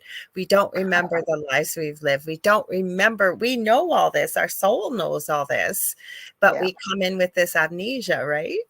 Yeah. Yeah. And you put that beautifully. And that's exactly how it feels to me. Yeah. My job Mhm, was being his teacher initially and helping him with things. And because of mhm, all the mentoring I'd promised his mother, I was helping him through his teens to cope with, going and buying stuff and doing things he found quite challenging so that he'd be able to cope because, we don't live near each other now. So he has to manage that kind of stuff by himself. But mhm. um, yeah, at the same time, he has become the most wonderful teacher to me. And somewhere along the line, I stopped being the teacher and he started. And it's just flowed on from that. And But I'm it's just kind of like very a lucky. building. Oh, sorry. Go ahead. Sorry. No, I'd finished. That's fine. Oh, all I was going to say, it's especially when you go down this spiritual path and you realize, and I always say what I've always thought regular life was, is so infinitely tiny compared to when you open the doors to this other world that we all have a key and an invite to, but you have to be open to it.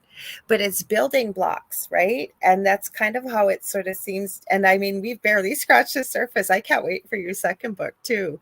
But you start building on it, right? And it's like Asher infinitely knew that where you're starting and then builds upon what you've learned and reminds you of what you've learned and opens the doorways. Because I'm dying to ask you, so where are you with mediumship and telepathy? Like, say somebody wanted to start with telepathy or one of these gifts that you've been sharing that you've had access to, how would you suggest they start, according to Asher, maybe even, or yourself? I don't think I've got the gifts to teach somebody else to be telepathic. I don't want to claim for myself any abilities that I haven't got. I know it's worked for me, and I can say, if it works for me, it can work for anybody. Because part of it is believing that you can. Part of it is knowing that it's an incredibly subtle thing. It's not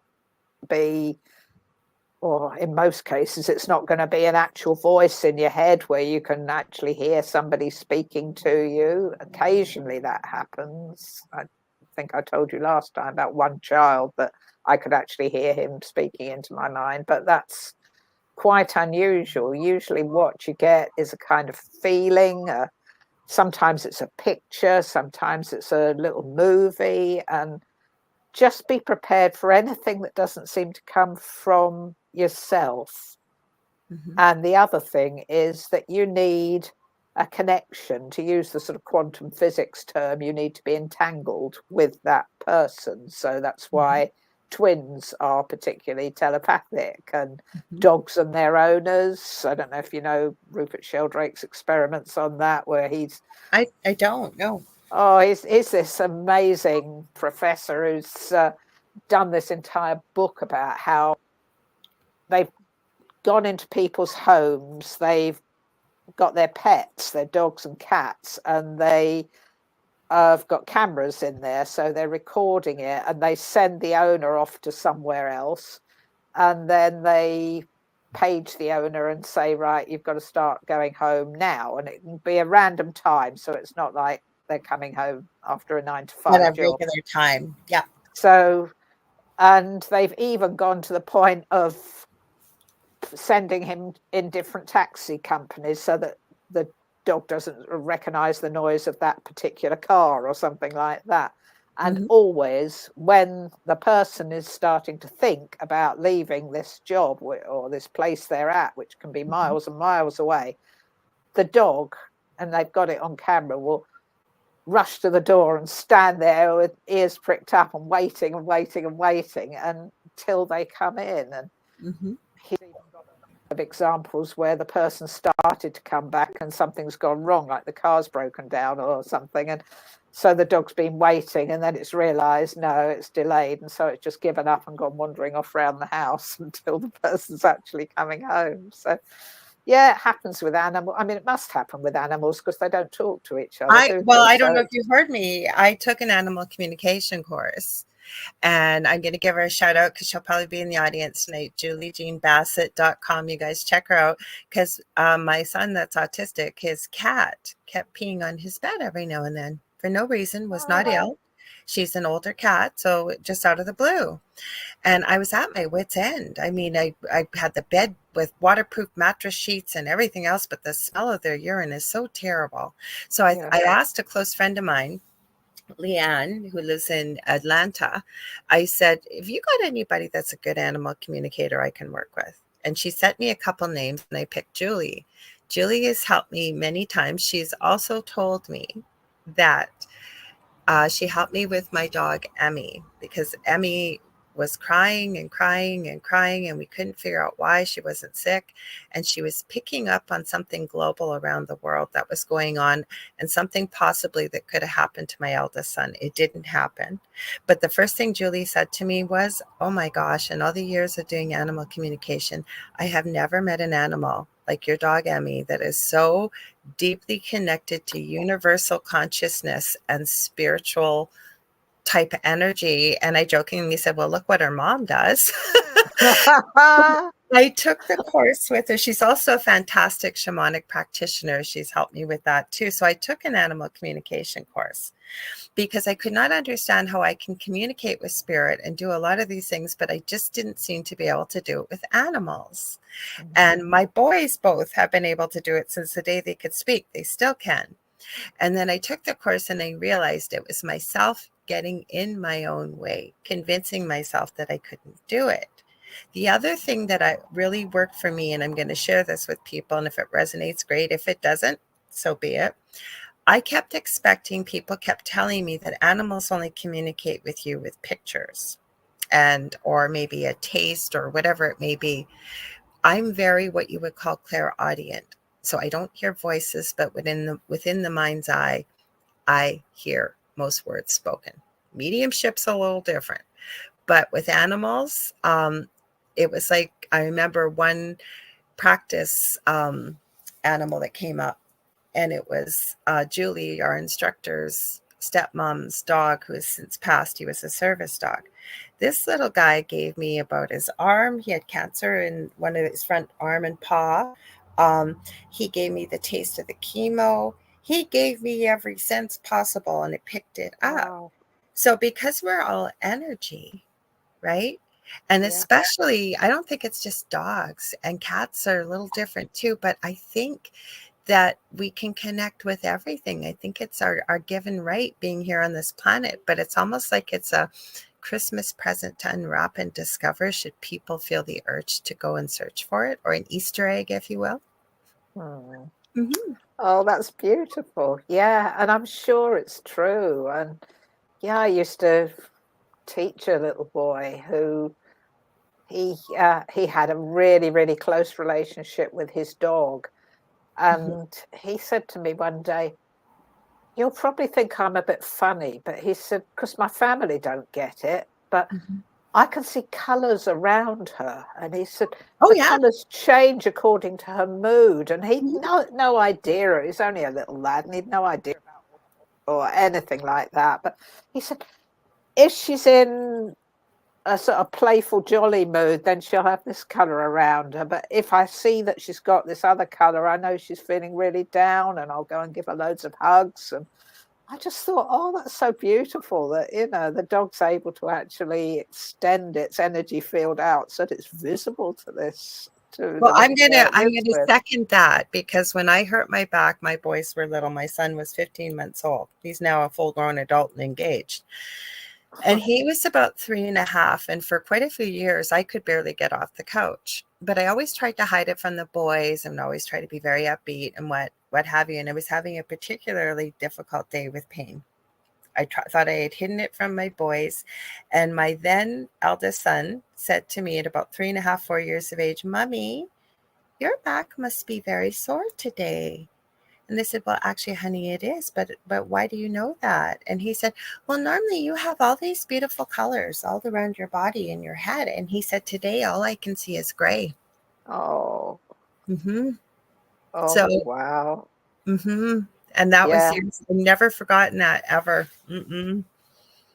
And So that this, is such a lesson why we must be honest with the children. We've got yes, to tell them things like they are. We try to hide things from them, they but know. the kids who are coming in now, they are so tuned in. They've got Mm-hmm. all this understanding, and they, not just the autistic ones, all of them, All they of them. just know stuff. And it's when we, Ash has always said to me, that's why people like me don't like looking people in the eye, because when we look in their eye, we can see Mm-hmm. into them, we can see into their hearts. Yep. And they'll be saying one thing and their face will put on this full smile, but we can see that that's not how they're feeling. You know, they'll say, "Yeah, I'm fine, honey, everything's all right." And we can look inside and go, "No, it isn't." And he said Mm-hmm. that's what kids and autistic people find really, really puzzling. Puzzling. Yes. If we would say what we actually feel and be honest, it would make life so much easier for them. Absolutely agreed 100%. This has just flown by, Jes. I am hoping I can have you back on again in the next few months, and or even when your new book comes out, because I've got so many more questions, and I love when Oh, I just enjoy talking to you so much, I Lorilei. It's been do. such a delight. I know, and I know the audience is going to love this tonight because I told them it's a pre-recording, but we just did it earlier in the day today. So how can people get a hold of you, buy your book, and then they'll know when your next one's coming out, and all that good stuff? Yeah, my book is called A Mind Beyond Words by Jes Kerzen, and it's in all the usual places. It's on Amazon, Barnes and Noble, and Waterstones, wherever books are sold. It's ebook or a paperback. And the best way to get hold of me is through my website, which is www.ashertree, ASHERTREE.com. And I've got, I'll put in any details about the new book when I get around to writing it and stop researching it. I put in blogs on there. I have a newsletter that people can subscribe to, and they can get that once a month. It's not selling stuff, it's just giving information, sharing links, and anything interesting that I've been doing, like I'll give a shout out to this program and stuff like that. And there's also a bit in there where they can comment to me and send me messages, and I just love that. Oh, well, good. I had this wonderful lady earlier today, and she just said, I thought I'd like to tell you how I found your book. And, it was one of these fell off a bookshelf type stories, but it was just amazing, and she just really wanted to share with me. So I just love hearing back from people and getting feedback and stuff. So, come and find me at the Asher Tree. Oh, sorry, go ahead again. Sorry, I always have a bit of a delay. I forget. Go ahead. Sorry, I cut you off there. I didn't mean to. No, I was just going to say, get in touch with me at the Asher Tree, or just follow along, and that's where I tend to put all the stuff. I've got other sites, a Facebook page and YouTube channel and things like that, but there's links to all of those on my website. So.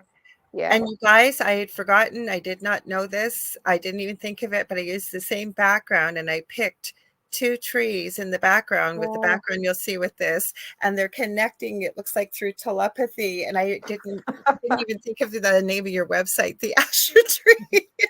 Yeah, I remember us talking about that last time. That was just amazing the way you did that. It was. So I still use the same one. So I want to thank everybody for being here. So leave your comments, and like Jes said, if you go to her website, theashertree.com, and you've got some comments, she loves to hear from you. Let her know what you thought, because I'm going to hope to have her back on the next few months. Again, you guys really enjoyed the first show. I know you're going to enjoy tonight's show. Happy Thanksgiving to everybody who's celebrating in Canada here, or anybody around the world that is too. Let us know what you're thankful for. I'd love to hear it. Also, if you want to get a hold of me, I do psychic readings, I do mediumship, I do Akashic records, I do energy healing, crystal Reiki, and teaching and mentoring. You can get a hold of me on facebook.com/Angel Rock. I am working on a domain name site. So hopefully sometime in the new year, I am working on an introduction to spirituality course. So more on that once I'm going to have it all under one house, hopefully. But the fastest and quickest way usually is on Messenger on Facebook, but I am on any social media platform under the name of Lorilei Potvin or the Angel Rock. Also have a YouTube channel. You can check that out. There's some teaching, especially under the videos link. There's also, I always forget to mention, there are 9 I think it's 8. Is it 8 or 9? I think it's 9 solfeggio tones that some of the ladies I work with behind the scene that are mediums and channels that has come from spirit that are supposed to help with healing. I think it's the first or second video pinned on YouTube. Check it out, because they really do work if you need healing in any aspect of your life. Also have 2 groups on Facebook, Paranormal University for all things paranormal, Angel Rocker Tribe for more things spiritual. Next week, we have Chris Lactareur coming on. He is a gentleman that was one of the boys of Montauk, but we're going to be talking about more spookier things like the Montauk chair and stuff for Halloween, since we're in spooky month. Don't forget to tune in as well on Thursday, 7 p.m. Eastern Standard Time with David and I with the thing at the foot of the bed. And I send you all so much love and light, and have a beautiful rest of your evening. Stay tuned. There's more wonderful programming coming up live on UPRN. And thank you, Jes, for being here always. Oh, thank you for having me. It's been delightful. And thank you, everybody, for listening. Awesome. Hang on one sec.